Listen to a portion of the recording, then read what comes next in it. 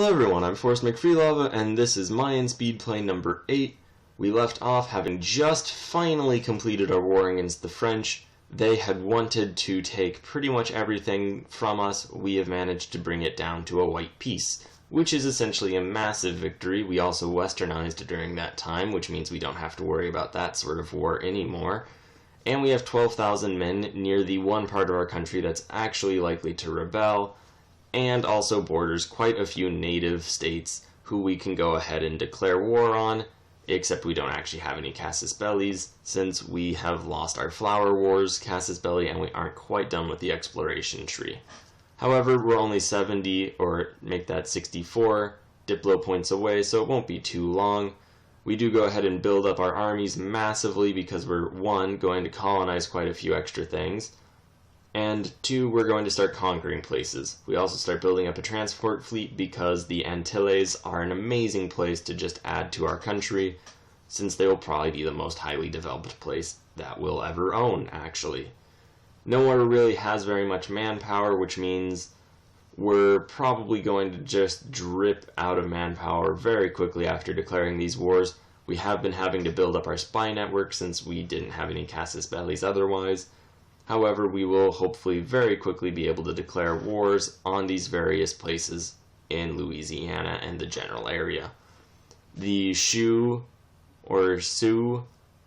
particularists are going to rebel in these two provinces we stole from the French because of nationalism, despite the fact that they have our culture and religion. But I guess they still remember their vague, distant French past, so who's really to judge? So naturally, we're going to be pretty conservative with our armies, as the rebellion will probably be a bit of an issue. We also can't really bring additional troops over because it'll be terribly inconvenient. We do go ahead and defeat that Shawnee force. This state that we declared war on was allied to them, so we're kind of just inconveniently at war up there as well. We did finish exploration tree, so we declare war on that state, the small one up where our army is currently attacking. Pisa, something like that. Probably not actually pronounced Pisa. Paima, something like that. I wish our army wasn't standing over one of the letters and that I actually recognized them a bit more. However, they're about to just be part of our empire, so I guess it isn't all that important. We're also about to declare war after defeating this Shawnee force. Okay, hopefully we'll just destroy all those. We do manage to stack wipe the both of them. So now our plan is to just keep declaring war on as many places as possible. That state we just declared war on brought in their allies to the north and also the Cherokee. We do declare war on the Navajo, charging into the Apache territory. We detach a siege, and we're also going to have to detach a small force to make sure our siege actually continues.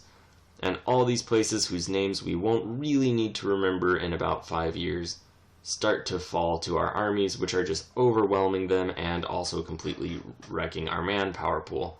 So we are starting to build mercenaries. We do have, admittedly, not very much money. However, we can take money from the people we're conquering as we conquer them and use that money to fund further conquests, which is a pretty sweet deal, all things considered. Paima, we do end up annexing, as well as splitting our forces up through Navajo territory, so that we can hopefully just prevent them from building new armies like the Shawnee have been doing over and over and over again, to our infinite annoyance. We build a couple more groups of mercenaries, trying to be cautious with them that we don't just leave them unsupported, since a rebellion could break out at really any moment. Meanwhile, the Navajos are getting more troops ready, which is still moderately inconvenient. The particularists rose, luckily, while our army was nearby, and we do defeat them, moving up to defeat the Shawnee force for the millionth time. And we'll just keep roving right on up. A sad thing about them constantly being able to build armies is that they're spending all of our loot money, which is terribly, terribly inconsiderate of them, and part of the reason that they are not advanced states like ours is. So we keep roving on up. Hopefully we'll be able to just make peace fairly soon. A major objective is going to be cutting off the French, so stealing all of these native territories, or just lawfully incorporating these native territories will go a long way. as it gives us just kind of a vague tentacle to reach out and start colonizing from. And really, the smaller we make this French territory, the better. We can hopefully cut them off, incorporating these two native states, the Sioux, and the one currently blocked by an event, Osage. So if we take those over and colonize our way up to them, we can hopefully cut the French off from getting too deep into the American interior, and then we'll just focus on cutting off the eastern seaboard, Canada, and eventually California, but that'll be much later on. At any rate, we are at war with the Cherokee. We finish our war with the Apaches. We're just vaguely coring places, colonizing, although that is really just a hands-off process, and just defeating various native territories. We do go ahead and split up along the Cherokee countryside, the general idea being that we will then march all of our forces to their capital fort, and they won't be able to build armies from anywhere. It's going to be our go-to plan for basically forever. France has a decent opinion of us, so we take the boost, and we go ahead and finish our war against the Navajo, connecting all of our northern Mexico bits so no one can go sneak into there. Not that I'm really worried they would have otherwise. We also just begin coring everything. We've been converting heretics, although we've also been getting new heretics through all of our conquests, kind of defeating the purpose. Although eventually, once the conquests slow down, we'll get enough. We do build up 8 more transports, which will bring us up to 12, meaning that that's going to be the size of all of our armies. And we build up trade ships on every other port that we can in the Atlantic, just to dominate trade in Mexico.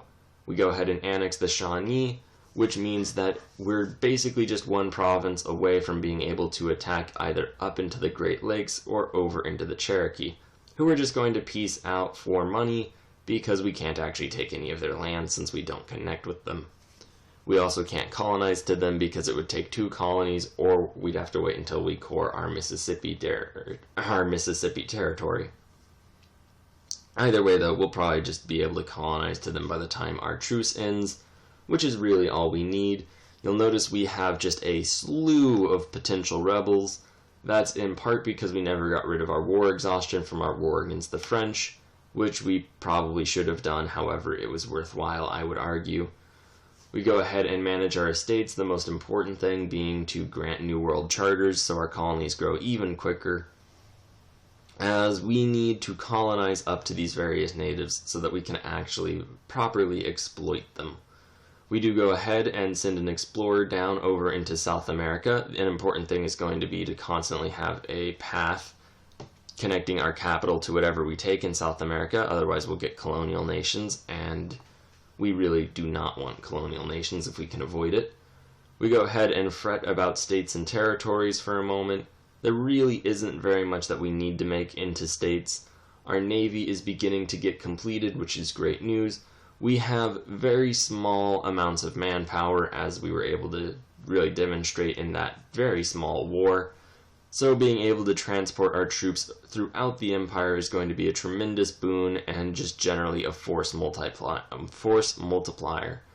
It will allow our essentially one decently sized army to act really just on several fronts.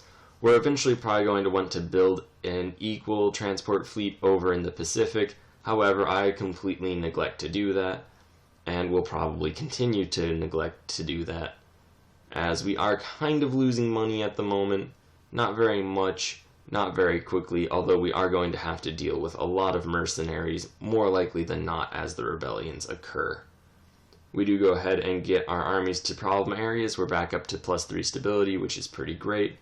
We go ahead and charge headlong into this rebellion, and it actually does not go very well for us. We do win the battle, but we lose a large amount of our force, which is not great, especially when we're low on manpower, which we're really just going to be forever low on manpower. Alright, overall though, we're still at 7.6 overextension. We do go ahead and just look at our rebels. We are almost certainly going to be at the verge of rebellion at any point for the next decently long while. Luckily, our colonies are finishing, so we can go ahead and shuffle over our colonial forces and really just maintain a presence wherever we can. We're going to charge up to those 2 colonial nations or native nations up in the top, Sioux and Osage.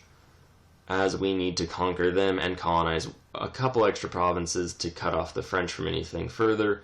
We also are going to connect Muisca to all of the Incan territories. I'm sorry that I'm not actually focusing on that right as I'm describing it. Essentially, the goal, though, is we need to make a path through South America and conquer all of that. But that's something for a different time. Right now, we're going to focus on mainly just building up our armies, cutting off the French, and conquering the natives in the north. The long-term goal of this is that we're going to try to cut off Europeans in a general sense from as much land as possible in the American interior, and hopefully also the American coastline, although I won't press too hard for that, as that's a little bit over-ambitious and might lead us to over-committing. Alright, that was quite a bit to say. We have built up a bit more of our army down in the south. The idea is to attack Muisca, although with all these rebellions basically imminent, we're probably going to be risking a little bit of civil unrest. We do go through with it, though, and we just charge in, realize that their army is not there, and have to take a very circuitous route to actually get to them. Hopefully we'll stack wipe them and essentially end the war in a day. We do go ahead and send a force to occupy that province. Our colonies are finishing, so we've colonized the last place we need, and we go ahead and build one more regiment because we otherwise would not have enough to siege them out. Alright, so we do go ahead and also switch to transferring trade power instead of collecting, which will hopefully make us a little bit more money. And in a few days, okay, we've gotten overseas expansion, we've finished the expansion technology tree, or idea group, which lowers the maintenance for states, which will hopefully improve our economy. We can also go charge into Asia if we so choose, which we will eventually, but not until we've secured our homeland, which essentially just means North and South America to the best of our ability. By which I mean we're going to conquer every single native state that we can get our hands on before the Europeans can, and then use those boundaries to cut off the interior of the United States and all of Latin America, although I guess we could probably just say the Americas in a more correct term for this game. We do go ahead and ship over 12,000 troops using our amazingly helpful navy, and we're just going to use them to destroy that native stack.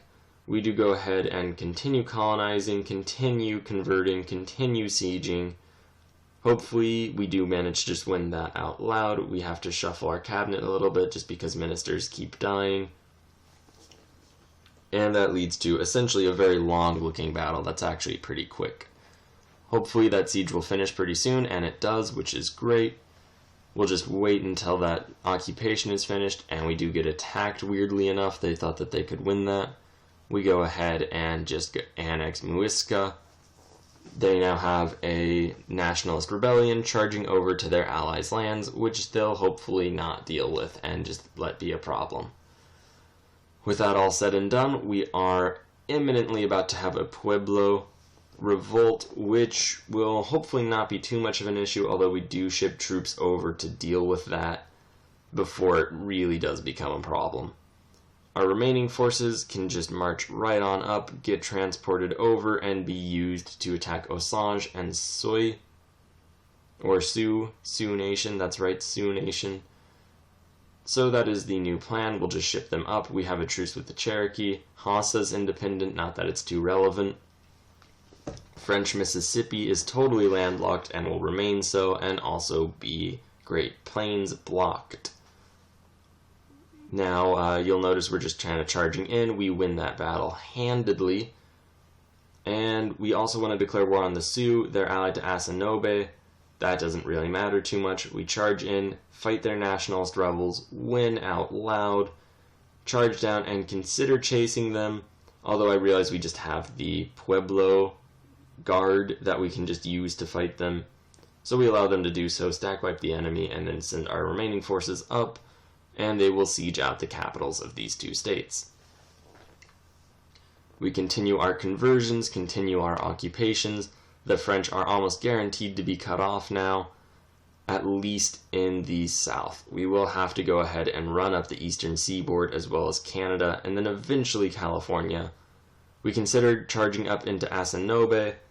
However, I decide against it since we probably don't need to, and our forces could be used against the rebellions, which are pretty much imminently about to break out everywhere throughout the countryside. We finished the Sioux occupation, however they won't actually accept peace, so it was dumb to move our army back from Asinobe. We will not make that same mistake twice, at least not so quickly.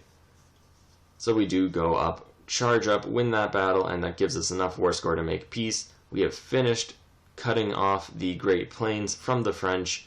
So thank you very much for watching. Please like, share, and subscribe. We'll be back tomorrow for real as we continue our story.